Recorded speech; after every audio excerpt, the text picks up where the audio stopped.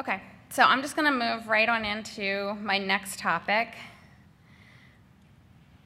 which Corey threw me a curveball on this one this year. So communicating with patients and families, establishing realistic treatment expectations. So I assume there must have been a feedback from the conference saying, what do you want to hear from supportive care? So I thought about this and I thought about it, and there's certainly data. So I broke it down into sort of two things. We're going to talk about how we talk to patients who don't want to talk about prognosis or I don't want to know. And then I'm also going to talk about end-of-life discussions and how we talk to patients. Now, I came up with two main strategies. The first one is the obvious. When we're at this conference, people are up here and you're getting boatloads of data. I mean, there is data coming out the wazoo here. I mean, and I can give you lots of data. We can look at studies, what they've suggested about best communication strategies, and that's what I'm going to go through in my slides. But number two, please do not underscore. This is still an art. Medicine is an art, remember.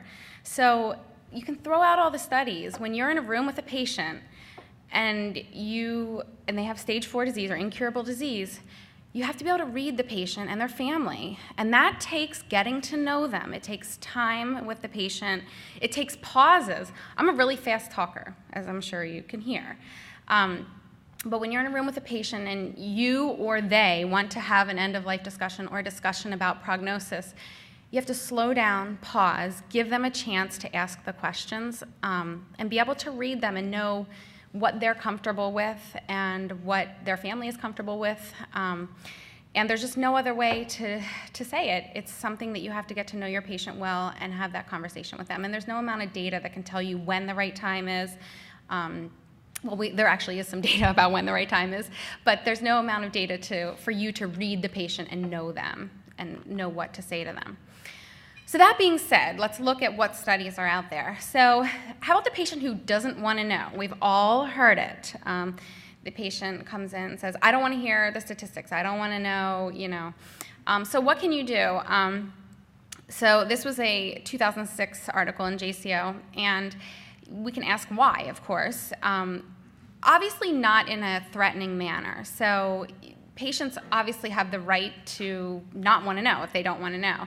But the concern becomes is when they are not going to be able to make treatment decisions because either their anxiety level is too high or they just really think that this is a curable disease that they're going to live for 20 years.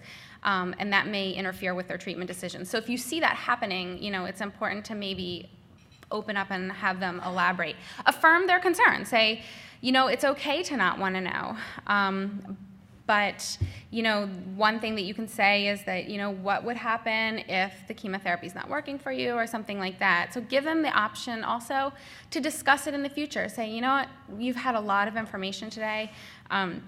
I think we tend to, when patients we give them bad news, say, oh, your cancer is incurable or your scan has become worse. And then we think now's the time we should have this end-of-life discussion with them. But that might not be the right time because you just gave them some very serious information that their anxiety level might be really high and it probably might not be a good time to discuss it.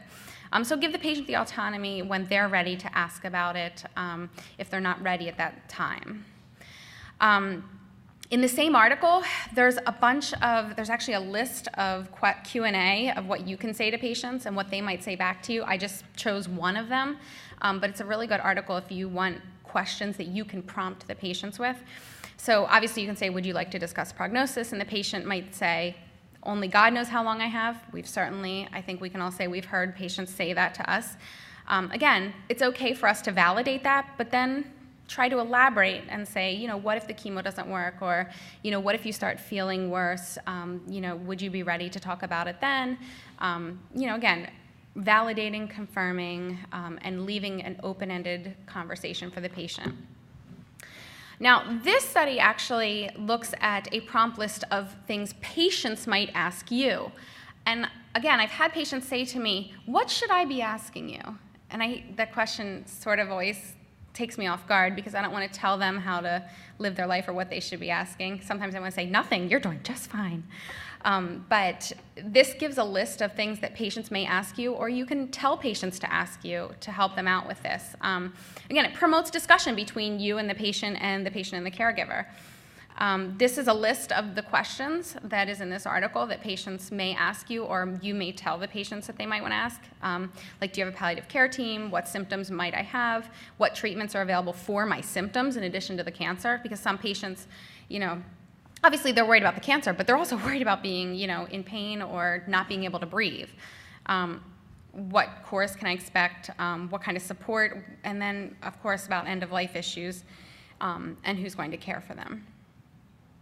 Okay, so moving on. So prognostic acceptance. So for patients with a terminal illness, this is very complex. It differs with personalities. Again, we all know that we see patients who are very accepting of their prognosis and others who are not accepting at all, whether it's denial or they're just angry or not going to be accepting it. What are their social supports? Do they have supportive caregivers, or are they there by themselves every single visit with no support at all? And then patients who don't accept, so non-accepting patients, is associated with increased suffering, depression, and hopelessness, and difficulties with social relational concerns. Again, and that's no big surprise. The patients who are not accepting are also going to be depressed and suffering. So end-of-life discussions. So again, something that we all sort of get nervous about sometimes, depending on who you are. The current NCCN guidelines state that end-of-life discussions should begin earlier in patients with incurable cancer during periods of medical stability and with a physician who knows the patient well. For example, the end-of-life discussion should not occur with the fellow on call at 1 a.m. on Sunday morning. It probably shouldn't occur in the ICU with the covering attending when they're intubated. So again, it's best to come from the primary attending, the doctor who is seeing the patient, who has a good rapport and a good relationship with the patient. And during stability, so again, when I said earlier, we tend to see a patient say, I'm really sorry, your scan has worsened, here's other treatment options, and oh, by the way, let's talk about the end of life. That's not a time of medical stability for them because they're really having high anxiety and concern about what information you've just given them. Or if they're in the ICU and they're not medically stable, their wishes may be different at that time, so it's not a good time to have it. On average, end-of-life discussions occur 33 days before death, so that's not soon enough. It should be earlier on in their diagnosis. So this is a big study, and this looked at lung and colorectal cancer patients. This is a really good article from last year in JCO. So 50% of patients had at least one aggressive measure at end of life in this study. 16% received chemo within 14 days, so within the last 2 weeks of their life. 16% had chemotherapy. 9% were in the ICU in the last month of their life. 40% were hospitalized in the last 30 days. And this is interesting. If you had an end-of-life discussion prior to the last 30 days of life, you were less likely to have aggressive measures, prior to the last 30 days of life, you were less likely to have aggressive measures at end of life and greater use of hospice. So again, the earlier you have the end-of-life discussion and you go through wishes and decision-making, the less likely you are to have aggressive measures and the greater use of hospice at the end of your life. So all of this points to the earlier the better. This study, I only put one bullet point here, but I thought this was interesting. So this was just lung cancer patients. So they had end-of-life discussions about decision-making, but despite having the discussion, they didn't actually follow through with that. So the patients discussed what they wanted to do at the end of life, but then when it actually came, only half of them actually followed through on that. So for whatever that reason is, whether that's caregivers, and I don't know if that means that it should be discussed more than once.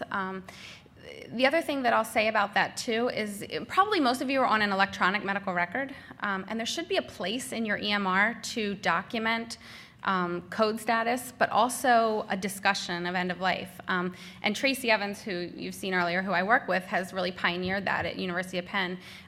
There's a place where you can document the code discussion, so if they're DNR or not, and it's in yellow at the top of their electronic medical records, so it's not something you have to go searching for. And then if you click on that, there's a place to free text in a paragraph, and she'll type, on this date, I spoke with the patient and this was their wishes, so that it's not hard for someone to find and it's clear. Because it's not always clear if patient says, well, would like to be intubated, but I don't want CPR, and that gets fuzzy. So you can actually free type in exactly what your wishes are. And that is helpful then if the patient is in a situation where they can't say what their wishes were. This is a JAMA article from 2008, advanced cancer patients, so these aren't just lung cancer patients.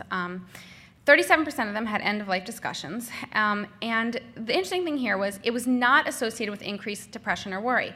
So a lot of times people think, well, if I start talking death and end-of-life with a patient, that's just going to make them super depressed and worried. But in this study, that was not an association. Of the patients with end-of-life discussions, a decrease in aggressive care at end-of-life was seen, so that's consistent with the other studies that we saw.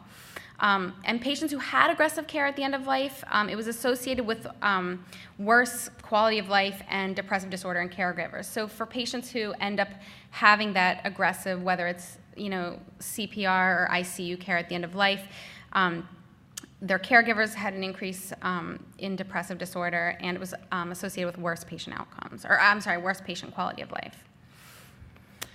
More on end of life. So informing a patient when death is imminent. So that's another thing that we can grapple with. When you see a patient in your office and you know that they're probably in their last week or two of life.